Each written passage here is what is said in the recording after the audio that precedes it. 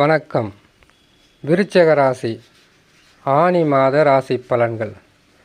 விருச்சக ராசிக்காரர்களுக்கு ஆனி மாதத்தில் கிரகங்கள் தரக்கூடிய பலன்களும் சந்திராஷ்டம தின பலன்களும் ஒரு மாதம் வரையில் விருச்சக ராசிக்காரர்களுக்கு கிரகங்கள் எந்தெந்த ராசிகளில் அமர்ந்து எத்தகையான நற்பலன்களை தரப்போகிறது என்பதை சிறு விளக்கமாகவே பார்க்கலாம். அதற்கு முன்பதாக சந்திராஷ்டம தினங்களை ஒவ்வொரு ராசிக்காரர்களும் அறிந்து கொள்வது மிகவும் உதவியாக இருக்கும். இறை நம்பிக்கை உள்ளவர்களுக்கும் ஜோதிடத்தின் மேல் நம்பிக்கை இருப்பவர்களுக்கும் இந்த சந்திரன் 8ஆம் இடத்தில் அமரக்கூடிய நாட்கள் சந்திராஷ்டம நாட்கள். இந்த சந்திராஷ்டம நாட்கள் என்பது 2.25 நாள். 2.25 நாட்களுக்கு நாம் புதிதாக தொழில் தொடங்கக்கூடாது. யாரிடமாவது கொடுக்கல் வாங்கலை தவிர்க்க வேண்டியது மிகவும் உத்தமம். புதிதாக ஊர் பிரயாணம் செல்லக்கூடாது.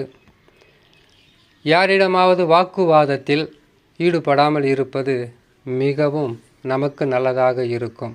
காரணம், சந்திரன் 8ஆம் இடத்தில் இருக்கும்போது செய்யக்கூடாத சில வேலைகளை செய்து தவறுகளாகவும் அதனால் பல பிரச்சனைகளும் வரக்கூடும் என்பதற்காக சொல்லக்கூடிய பதிவாக இருக்கும். சரி, சந்திராஷ்டம நாட்களை பார்க்கலாம். 4/7/2024 ஆனி மாதம் 20ஆம் தேதி வியாழக்கிழமை மாலை 4:58 மிதுன ராசியில் சந்திர பகவான் சஞ்சாரம் செய்யும்போது சந்திராஷ்டம தினம் ஆரம்பமாகும். 8ஆம் இடத்தில் சந்திரன் இருக்கும்போது தவிர்க்க வேண்டவே சொல்லியிருக்கோம். அது கேட்டு பயன்பெறலாம். சந்திராஷ்டம தினங்களிலிருந்து விடுபடக்கூடிய நாட்களாக 6/7/2024 ஆனி மாதம் 22ஆம் தேதி சனிக்கிழமை இரவு 11:50 கடகராசியில் சந்திர பகவான் சஞ்சாரம் செய்யும்போது சந்திராஷ்டம தினங்களிலிருந்து விடுபடக்கூடிய நாட்களாக இருக்கும். இம்மாதத்தில் கிரகங்கள் தரக்கூடிய பலன்களை பற்றி பார்க்கலாம். விருச்சக ராசிக்காரர்களுக்கு அர்த்த அஷ்டம சனியாக சனி பகவான் கெடு பலன்களை தருவாரா நற்பலன்களை தருவாரா என்றால், குரு பகவான் 7ஆம் இடத்திற்கு வந்ததற்கு பிறகு சனி பகவான் பெரிதளவு பாதகத்தை தரமாட்டார். சாதக பலன்களை கட்டாயம் கொடுப்பார். சாதக பலன்கள் என்பது குருவால் திருமணம் கைகூடும், புதிய வீடு கட்டுறது, இடம் வாங்கிறது, இல்லைன்னா கட்டிய வீட்டை புதுப்பிப்பது, புத்திர பாக்கியத்திற்காக காத்து கொண்டு இருந்தவர்களுக்கு நல்ல ஒரு தகவல் என்பது உங்களுக்கு கட்டாயமாக கிடைக்கும். குடும்பத்தில் சந்தோஷம் பிறக்கும். இதனால் வரையில் நோயின் தாக்குதல்கள் அதிகமாக இருந்திருந்தால், குடும்பத்தில் குழப்பங்கள் அதிகமாக இருந்திருந்தால், சண்டை, பிரச்சனை, கடன் தொல்லை, நோயினால் பிரச்சனை, இப்படி பாதகமான பலன்கள் விருச்சக ராசிக்காரர்களுக்கு சில மாதங்கள் அல்லது ஓராண்டு காலமாக இருந்திருந்தால், இனிமேல் உங்களுக்கு பாதகம் இல்லாமல், பிரச்சனை இல்லாமல், நோயற்ற வாழ்வு, எடுக்கின்ற முயற்சிகளில் வெற்றியும், செய்யும் தொழிலில் வளர்ச்சியும் கட்டாயமாக கிடைக்கும். குரு பலம் அத்தகையான சிறப்பானது. அர்த்தாஷ்டம சனி பெரிதளவு பாதகத்தை தராது.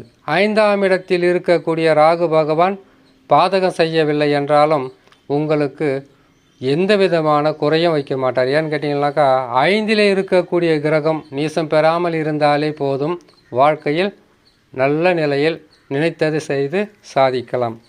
6ஆம் இடத்தில் உங்களுடைய ராசி அதிபதி செவ்வாய் பகவான் 6ஆம் இடத்தில் அமர்ந்திருப்பது, ஆட்சி பலம் பெற்றிருப்பது, இது நாள் வரைக்கும் உங்களுக்கு தொழிலில் தடையோ, வருமான தடையோ, அல்லது எதிரிகளால் தொல்லைகளோ, அல்லது பல பிரச்சனைகள் இருந்தால் 6ஆம் இடத்தில் ஆட்சி பலம் பெற்று அமரக்கூடிய செவ்வாய் பகவான் அவர்களுக்கு உண்டான தக்க பதிலடி கொடுத்து வாழ்க்கையில் முன்னேற்ற பாதைக்கு கொண்டு செல்வதற்குண்டான வழியை கட்டாயமாக கொடுப்பார். 7ஆம் இடத்தில் குரு பகவான். 7ஆம் இடம் என்பது கலத்திரஸ்தானம் மட்டுமல்லாமல் உறவுகளை குறிக்கக்கூடிய ஸ்தானம். இந்த 7ஆம் இடத்தில் குரு பகவான் அமர்ந்தாலே இதனால் வரையில் விலகி இருந்தவர்களும், ஒற்றுமை இல்லாத இருந்த குடும்பமும், செய்யும் தொழிலில் வளர்ச்சி இல்லாத இருந்த பல நாள் வேதனைகளும் கஷ்டங்களும் விலகும். குடும்பத்தில் சந்தோஷம் பிறக்கும், இரட்டிப்பான நன்மைகள் நடக்கும். எத்தகையான தடைகளாக இருந்தாலும் அனைத்தும் விலகி சிறப்பான பலன்களை கொடுத்துவிடும். 8ஆம் இடத்தில் சுக்கிர பகவான், சூரிய பகவான், புதன் பகவான் 3 கிரகங்களும் உங்களுக்கு மிதுன ராசியில் அமர்ந்து இருப்பதினால் திடீர் வருமானமும் எதிர்பாராத தனலாபங்களும் கட்டாயம் கொடுக்கும். புதனுக்கு 8ஆம் இடத்தில் மறைவது என்பது உங்களுடைய வாழ்க்கையில் ஒரு திடீர் தன வரவை சந்திக்கலாம், நற்பலன்கள் என்பது தேடி வரும். அதே போன்று கேது பகவான் 11ஆம் இடத்தில் இருப்பது மிகவும் சிறப்பான பலன்களை தரும். 11ஆம் இடம் என்பது உபஜயஸ்தானத்தில் உயர்ந்த ஸ்தானம் என்று சொல்லக்கூடிய இந்த 11ஆம் வீட்டில் கேது பகவான் அமருவது குரு மாற்றம் பெறுவதற்கு முன்பதாக எத்தகையான கஷ்டங்கள் இருந்ததோ இப்பொழுது குரு மாறி ரிஷபராசியில் அமர்ந்ததுக்கு பிறகாக எவ்வளவு நற்பலன்கள் நடக்கப் போகிறதோ அது அனைத்தையும் 2 மடங்காகவோ அல்லது 3 மடங்காகவோ உங்களுக்கு சிறப்பான பலன்களை கொடுப்பார் கேது பகவான். விருச்சக ராசிக்காரர்களுக்கு பாதக பலன்களை தருகின்ற கிரகமாக சனி பகவான் மட்டும்தான் இருக்கிறார். இதனுடன் சேர்ந்து உங்களுடைய சொந்த ஜாதகத்தில் நடக்கக்கூடிய தசாவாகப்பட்டது மிக வலிமையாக இருந்துவிட்டால் அதிர்ஷ்டசாலிகளும் யோகசாலிகளும் நீங்களாகவே இருப்பீர்கள். நற்பலன்கள் என்பது அதிகமாகவே கிடைக்கும் என்று சொல்லி இன்னொரு நல்ல பதிவில் உங்களை நான் சந்திக்கிறேன். நன்றி, வணக்கம்.